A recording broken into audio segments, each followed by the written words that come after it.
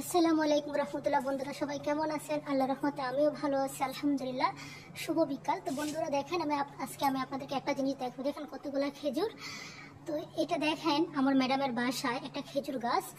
তো এখানে অনেকগুলো খেজুর আছে, আমি আপনাদেরকে দেখাচ্ছি। দেখেন অনেকগুলো খেজুর। তো এই খেজুরগুলো দেখেন কেউ খাচ্ছে না। খেজুর গাছগুলো দেখেন, খেজুরগুলো পাইকা পড়ে যাচ্ছে, কেউ খাচ্ছে না। কিছুদিন আগে আমি আর আমার ম্যাডাম কয়েকটা ছড়ি নিয়েছিলাম, নিয়ে উনি আর আমি মাঝে মাঝে দু একটা করে খাই। দেখেন এখানে 4-5টা ছড়ি আছে, কিন্তু কেউ খাচ্ছে না। তো যদি এটা আমাদের বাংলাদেশ হতো, বাচ্চারাই দেখেন খেজুরকে খেয়ে খেজুর গাছের চালটাও খেয়ে ফেলতো। দেখেন এগুলো পড়ে আছে। তো এখন ম্যাডাম বলতেছে এগুলো সব নাকি কেটে নাকি ফেলে দিবে, কেউ খাচ্ছে না, কি করবে? আমিও নিজেও খাচ্ছি না। আমি আসলে এতটা খেজুর খাই না, মাঝে দু একটা নিতাম। দেখেন কত সুন্দর খেজুর, মাশাআল্লাহ। এবার আমার ম্যাডামের কাছে অনেকগুলো খেজুর আছে।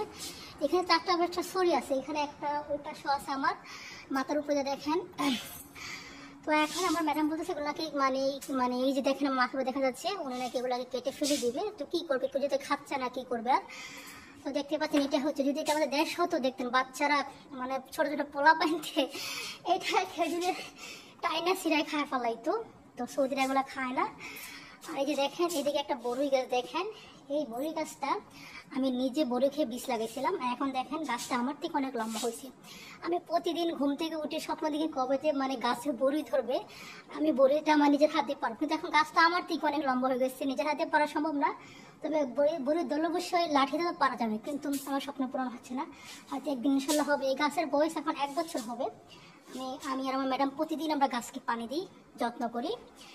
আর দেখতে পাচ্ছেন দেখেন এইদিকে আর একটা খেজুরে দেখেন থুরিগুলা।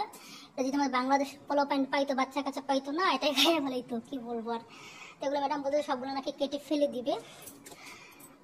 দেখেন এই যে মাথার উপরে দেখেন আমার খেজুর গাছ দেখতে পাচ্ছেন। তো এগুলো সব ম্যাডাম বলছে কেটে ফেলে দিবে, কি করবে, কেউ যেমন খাচ্ছে। দেখেন কতগুলো খেজুর, কিন্তু আফসোস লাগে যদি এটা আমাদের বাংলাদেশ হতো না, পোলা পাইতে দেখেন খাইয়া ফেলা দিত। দেখেন কতগুলো খেজুর, কিছু করার নাই। তো আল্লাহ হাফেজ, ভালো থাকবেন। ভিডিওটা এই পর্যন্ত।